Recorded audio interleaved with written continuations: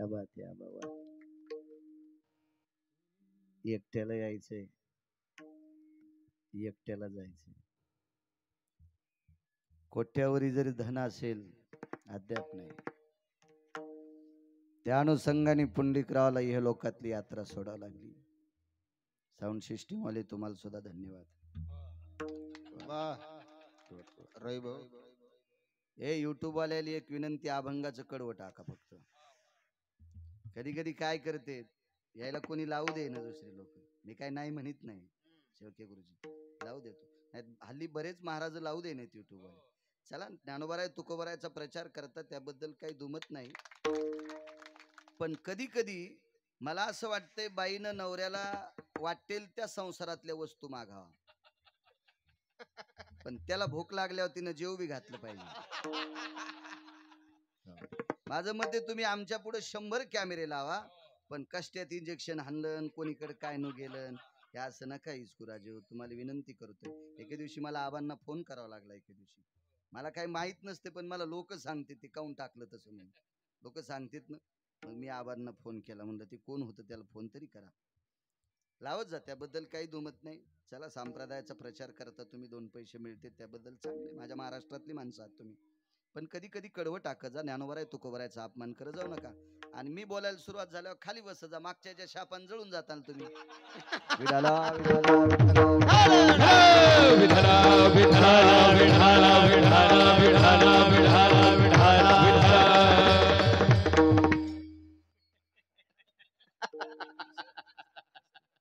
वैकुंठवासी पुंडलिकराव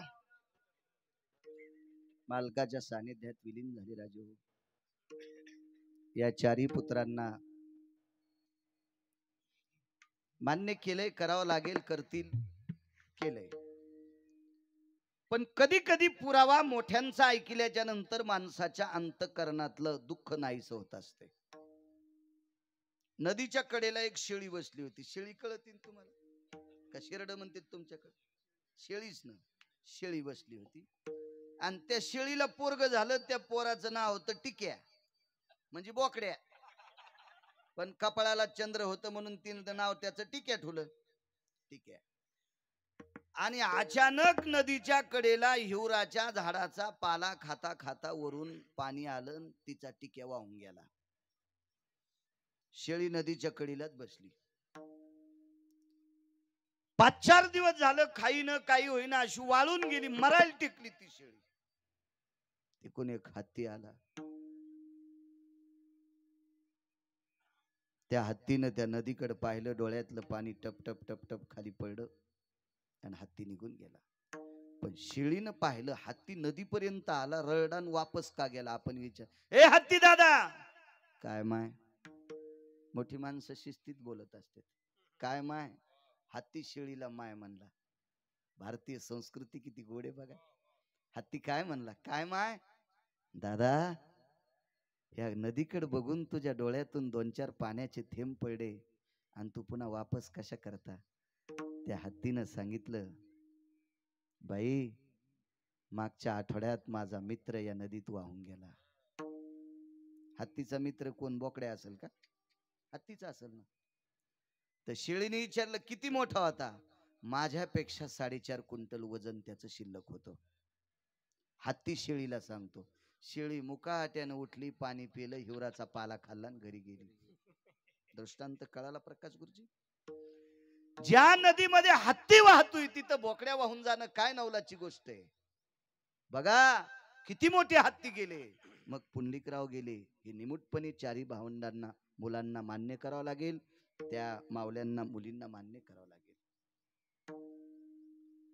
पंढरपुरातले मालक एका विद्वान महाराजांकडे शिकण्यासाठी गेले. कोण माहिती आहे? पंढरपुरातले मालक, द्वापार युगातले भगवान द्वारकाधीश कृष्ण परमात्मा एका महाराजांकडे शिकायला गेले. कोणाला म्हणायचं मालक? तुम्हाला आणि मला इथं किती दिवस बसवायचं आणि कोण्या दिवशी मळ्यात नेऊन पेटवायचं, ज्याच्या हातात आहे त्याला जगाचा मालक म्हणतात. या विश्वातली एकही सत्ता त्याच्या सत्तेच्या बाजूला सरकत नाही, त्याला जगाचा मालक म्हणतात. आणि तो ब्रह्मांडाचा मालक एका विद्वान महाराजांकडे शिकाय. विद्वान इतका शब्द बाजूला फेका. चारित्र्य संपन्न, आचरणशील, पुण्यशील, सात्विक, पावन अशा महाराजांकडे. आपल्या संप्रदायात विद्वत्ता कमी असली तरी चालेल, पण आचरणाला किंमत आहे. ज्याचं आचरण गोड आहे का त्याच्या पायावर डोकं ठेवत जा.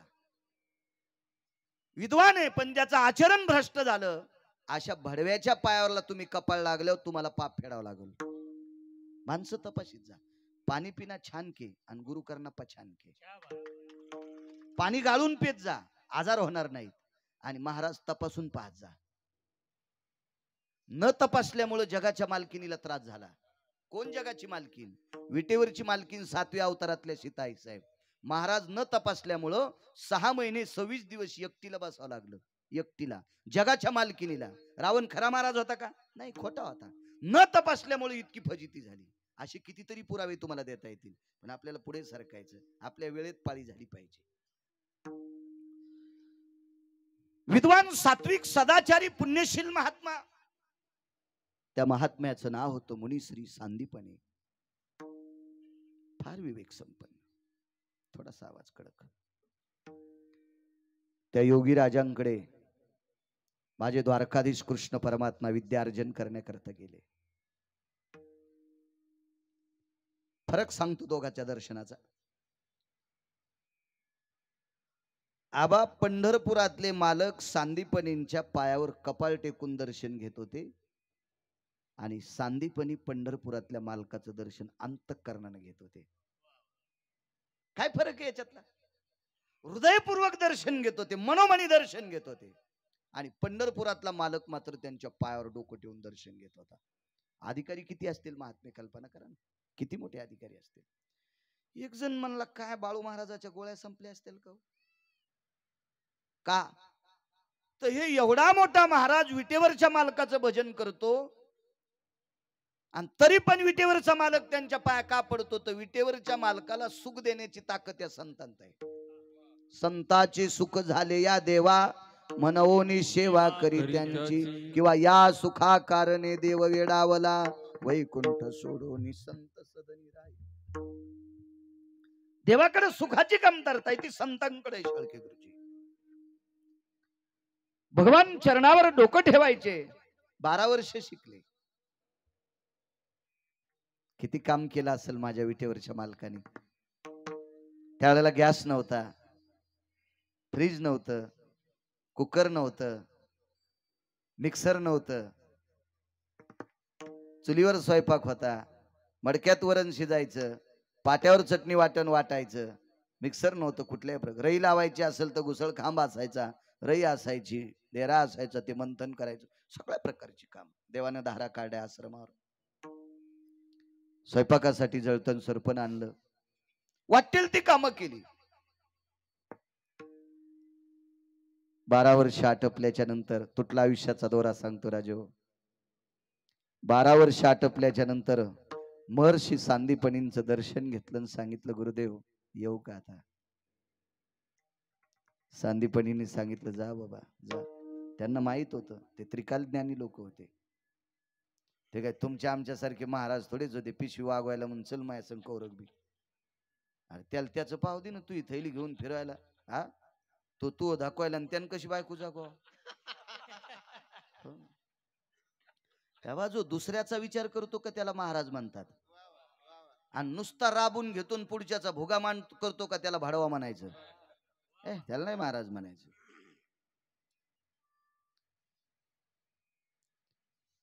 या म्हणे पुढेही बहुत करणे आहे. फार मोठे काम होते पुढे देवाच्या पाठीमाग. येतो म्हणे. निघल्याच्या नंतर पाठीवर थाप टाकली, या कृष्णा या या. पण देवाचा पाय का ओढत नव्हता माहितीये का? आपण 12 वर्ष ज्यांच्याकडे शिकलो त्यांना काय देऊ? तुटला आयुष्याचा दौरा सांगायला पुराण नाही, आपल्याला पुरावा बघायचा आहे. वैकुंठवाशी आदरणीय पुंडलिकराव गेले. याच्या पाठीमागे किती मोठ्या माणसांचा धागा तुटलाय त्या अर्थी आपल्याला मान्य करावं लागेल, यांचा तुटलाय. सांदीपनींनी विचारलं, कन्हैया काय काय अडचण काय? मान खाली घातली, विचारलं, गुरुदेव थोडासा कडक. गुरुदेव आपल्याला काही गुरुदक्षिणे देऊ का? सांदीपणींच्या डोळ्यातून पाणी आलं आणि सांगितलं, कन्हैया, तुझ्यासारखा जगाचा मालक माझ्या आश्रमावर शिकला, याच्यापेक्षा दुसरी गुरुदक्षिणा काय असेल. चंद्र सूर्य येतोपर्यंत माझं नाव राहील. ब्रह्मांडाचा बाप सांदीपणींकडे शिकलाय. थोडासा म्हणजे ते काय विकोम कमी करायचा. ब्रह्मा बेस बेस बेस कमी करा. ब्रह्मांडाचा मालक माझ्याकडे शिकलाय.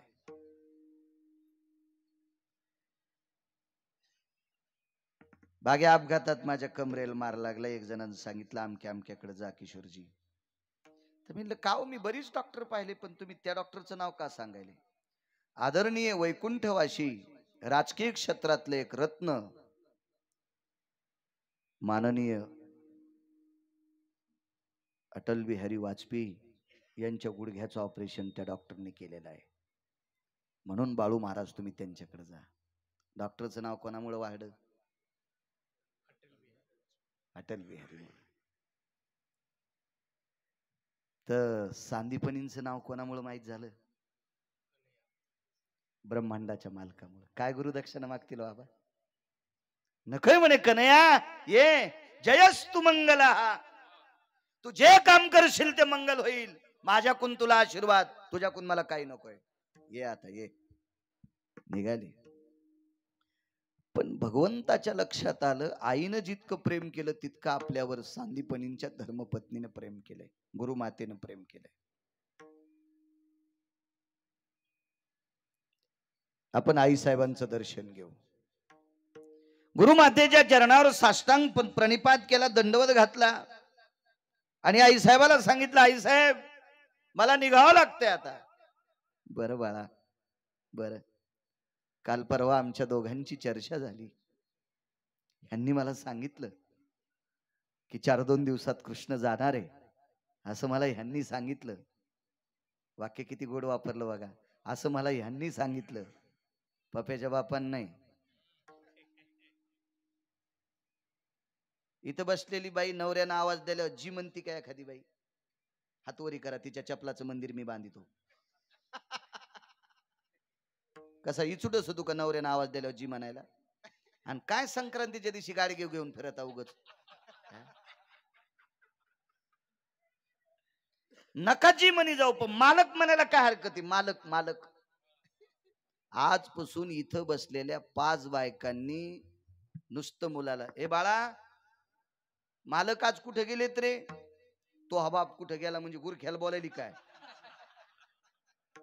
तुझे पप्पा कुठे गेले? हे असलं नाही बोलायचं. ते तोंडातून पेट्रोल आल्यावानी, गावरान तूप आल्यावानी बोललं पाहिजे तोंडातून.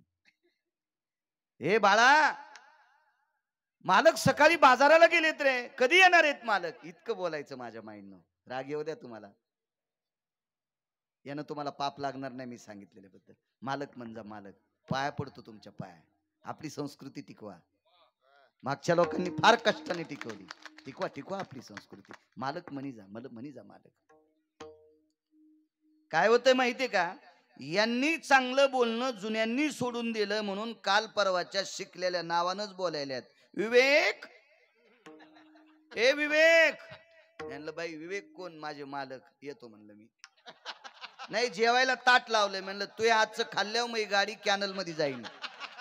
तू नवऱ्याला जरी एकेरी बोलायलीस तर तू ह्या पापानं मग गाडी उभी जळण उभी. एखादं ट्रॅक्टर याचा अंगावर पुन्हा पाहिल्यासारखं. नको म्हणलं, नको नको. टिकी जा संस्कृती, टिकी जा. तुम्ही किती मोठ्या व्हा, इंद्राच्या वैभवापेक्षा तुमच्याकडे वैभव यावं, पण आपली संस्कृती टिकवावं. या संप्रदायातल्या लोकांनी लय कष्ट घेतले. जुन्या काळातल्या राजांनी धर्म टिकवण्यासाठी पाहे पा ध्वजेचे चिरगुट, राया जतन करिता कष्ट. आमाप कष्ट केले, आमाप. सांभाळा. आणि काय होतं माहितीये का? जाऊ द्या 5, एक जरी बाई इथून पुढे नवऱ्याला मालक म्हणली तर त्या पुण्याईनं गिरगावकराची फुटकी नाव तरंगण. दुसरं पुण्य लागतच तरी काय आम्हाला?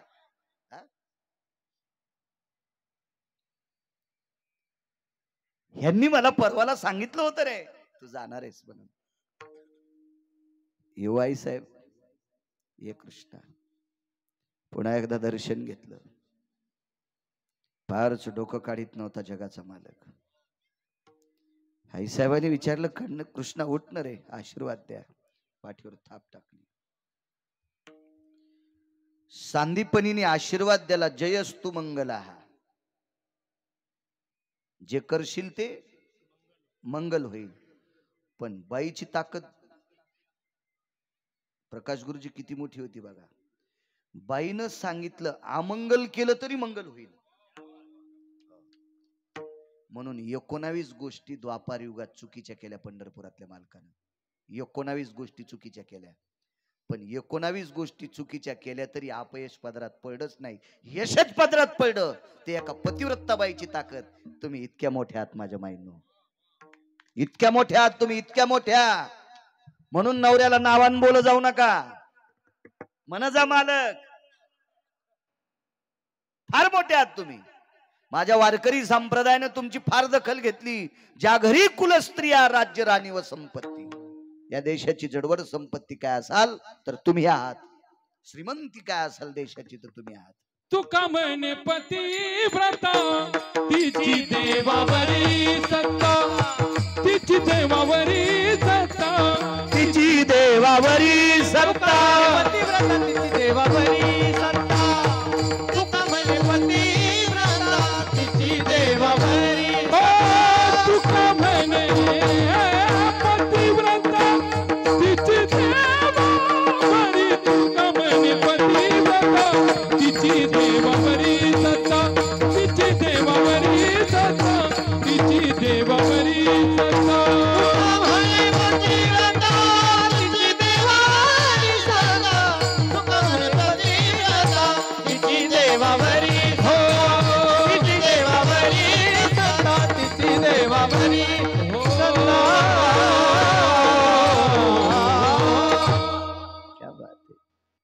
एवढी शक्ती तुमची, देव तुमच्या ताब्यात आहे. देव देव देव. देवानं चुकीचं काम केलं तरी ते मंगल व्हावा असा आशीर्वाद देण्याची ताकद जबाईत. सरकत नव्हता आश्रमातून. हे कृष्णा, हे पाकगृह ओलांडलो. पाकगृह म्हणजे स्वयंपाकगृहात होते आईसाहेब. स्वयंपाकघराची चौकट ओलांडल्याच्या नंतर पाऊल वडत नव्हता, पुन्हा वापस फिरले. काय कन्या आईसाहेब, एक बोलू, 12 वर्ष या पवित्र हाताचा नैवेद्य खाल्लाय.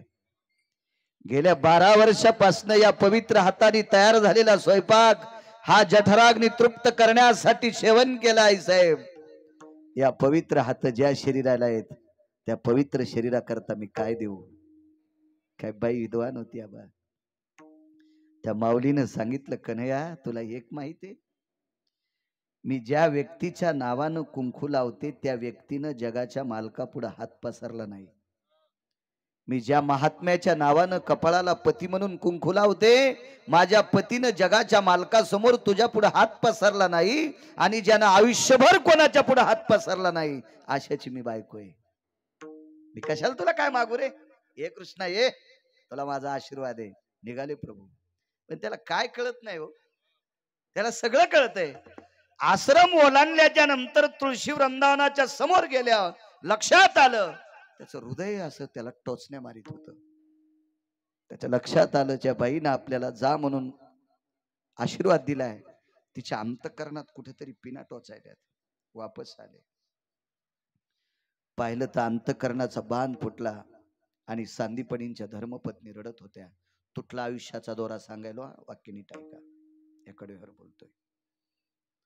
भगवंत खाली बसले, पितांबराचा दुमाला सोडला आणि पितांबराच्या दुमाल्याच्या कोपऱ्याने महर्षी सांदीपनींच्या पत्नीचं गुरुमातेचे डोळे पुसले. आईसाहेब रडता. कन्हैया,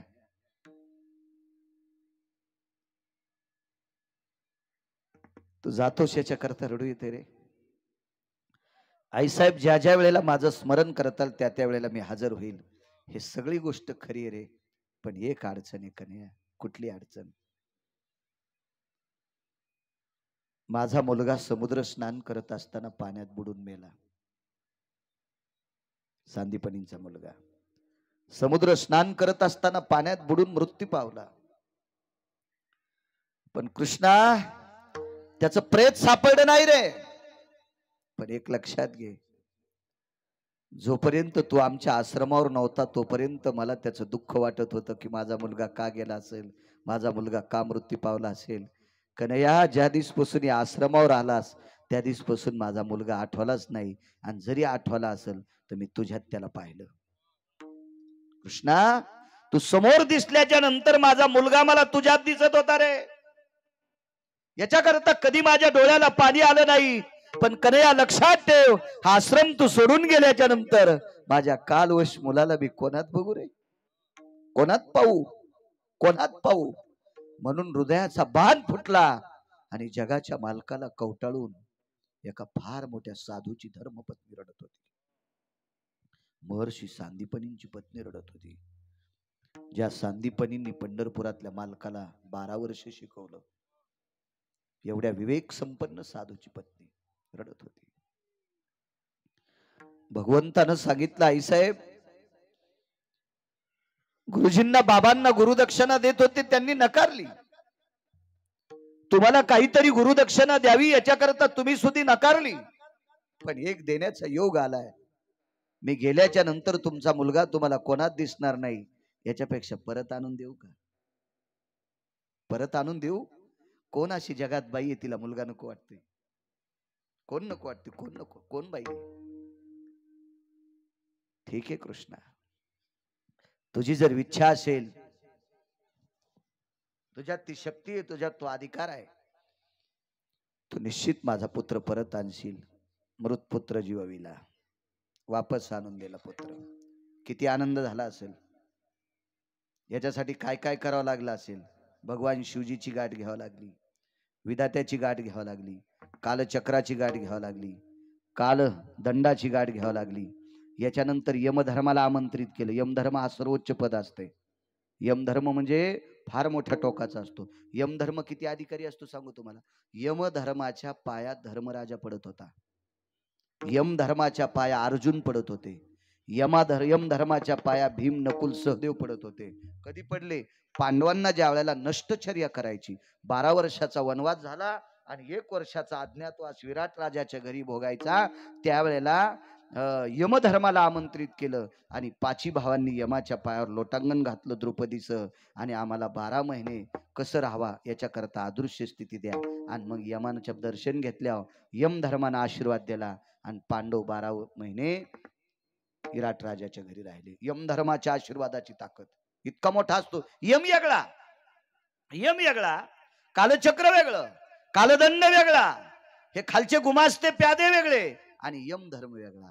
यम धर्माच्या पाया रावण पडत होता, ज्याला 7 कोटी घर सोन्याचे होते. रावण पाया पडत होता, यम धर्माच्या रावण. कधी पडला सांगू तुम्हाला? ज्या वेळेला राम, आता हे बाजूला सरकलो समजायचं, हे पाणी देता देता गवत उपटायचा कार्यक्रम चाललाय. गरज नव्हती सरकायची, पण नाद लागला, दिसलं झाड तणभड उपटलेलं, चला उपटून काढू. रावण मृत्यू पावल्याच्या नंतर यमधर्माच्या दरबारात गेल्यावर यमधर्माच्या चरणावर लोटांगण घातलं. आणि ज्या वेळेला यमधर्माच्या चरणावर लोटांगण घातलं आणि रावणानं विचारलं, महाराज, मी रामप्रभूच्या हातानं मला मारण्याची ताकद रामप्रभूत होती? यमधर्मानं सांगितलं नाही. मारुतीत होती? नाही. वानरात होती? नाही. मग 1 कोटी राम जन्माला आले तरी मला मारू शकत नव्हते, तरी पण त्या रामाने, वानराने, मारुतीने मला मारलंय. हे कसं खरं? तर यमधर्माच्या डाव्या डोळ्यातून पाण्याचा थेंब आला आणि यमधर्माने सांगितलं, राजा, तुला मारलं फक्त तुझ्या बहिणीनं, तुझ्या भावानं. रावणाला रामप्रभूंनी मारलं नाही. बदनाम करू नका प्रभू रामचंद्राला, मारुतीरायाला बदनाम करू नका, वानरांना बदनाम करू नका. रावणाला मारलं त्याच्या तुटलेल्या नाकाच्या बहिणीनं, हो, आणि खुर्चीची लालसा असलेल्या भावानं. त्याचं नाव होतं बिभीषण. म्हणून तर माझ्या 18 मालकांपैकी एका मालकानं बिभीषणाला मूर्ख म्हणून शिवी दिली. विठाला विठाला विठाला म्हणती बिभीषण शहाणा, विभीषण शहाणा, म्हणती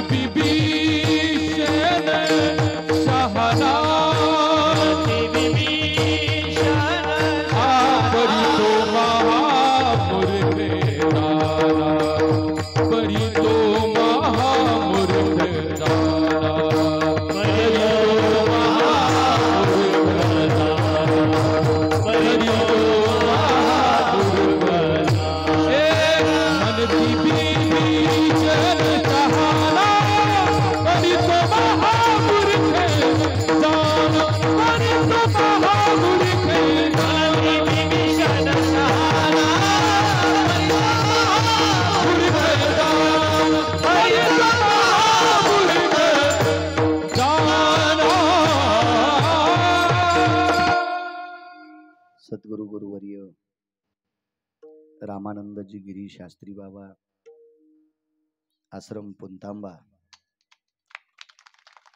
अशा महान महात्म्यांचं, योगी राजांचं आगमन या पवित्र मंडपात झालं. अशा पवित्र महात्म्यांच्या चरणी रक्तांबरो भयस्थिता कायाव्रधितो सन्मानाम पवित्रो धर्म संन्यासो पवित्र वैशान्यरो दग्ध भयोम भीष्मतुल्यास्ततेवच. अशा पुनीत महात्म्यांच्या चरणी गिरगावकराचा साष्टांग प्रणिपात. आमचे महेश मरुदगन महाराज सुद्धा आलेत. महाराज तुम्हाला सुद्धा प्रणाम.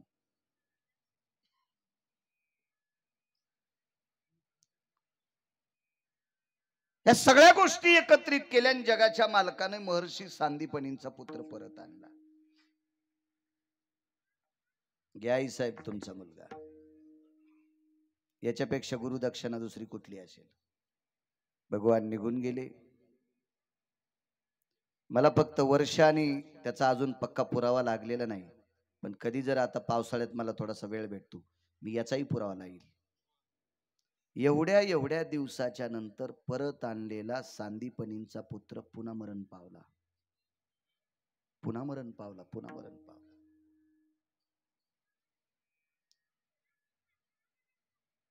महर्षी सांदीपनी आणि त्यांच्या धर्मपत्नी निरोप आला द्वारकेमध्ये. त्यावेळेला पंढरपुरातले मालक हे द्वारकेत नसून पांडवांच्या घरी होते. द्वारकेचा राणा पांडव. इंद्रप्रस्थात भगवान होते, हस्तिनापुरात पण नव्हते. इंद्रप्रस्थात पक्का निरोप आहे मला, मी वाचल्याशिवाय सांगत नाही. इंद्रप्रस्थामध्ये भगवान निरोप पोचला आणि महर्षी सांदीपनींच्या आश्रमावर भगवान पुन्हा पोचले. विचारलं काय कारण? प्रेत पडले म्हणले. बघे प्रेत. समुद्रात बुडलेला प्रेत न सापडलेला जिवंत केलास, आता प्रेत सापडले, आता जिवंत करायला काय हरकत आहे? विटेवरच्या मालकानं सांगितलं, आई साहेब, मी समुद्रात मृत पावलेला तुमचा पुत्र वापस आणला ही माझी ताकद नाही, तुमची आणि तुमच्या मालकाचीच ताकद होती. कारण सांगू, पंढरपुरातल्या मालकाला काशीतल्या मालकाला बायोडाटा बदलता येत नाही. नाही बदलता येत बायोडाटा. बायोडाटा बदलायची ताकद फक्त संतात असते. बायोडाटा म्हणजे प्रारब्ध. प्रारब्ध बदलायची ताकद फक्त संतात असते, देवात नाही. विटेवरच्या मालकाने द्वारकाधीश कृष्ण परमात्म्याने महर्षी सांदीपनींच्या पायावर डोकं ठेवलं. भूमी मशानभूमी होती. मशानभूमीमध्ये पंढरपुरातला मालक ठराविक लोकांच्या पाया पडला. त्याच्यातल्या 2 व्यक्ती सांगतो, एक स्त्री आणि एक पुरुष. सांदीपनींच्या मुलाचा अंत्यविधी करायला गेले, त्यावेळेला मशानभूमीमध्ये महर्षी सांदीपनींच्या त्यांच्या पत्नीच्या पाया जगाचा मालक पडला. आणि दुर्योधनाची राख सावडायला ज्या दिवशी गांधारी गेली, त्या दिवशी मशानभूमीत गांधारीच्या पाया पंढरपुरातला मालक तिथं पाया पडलाय. असं मी सांगत नाही, महाभारत सांगते. मी माझ्या मनानं सांगितलेलं. आमच्या पप्याची माय ऐकायची नाही, म्हणजे माझी बायको.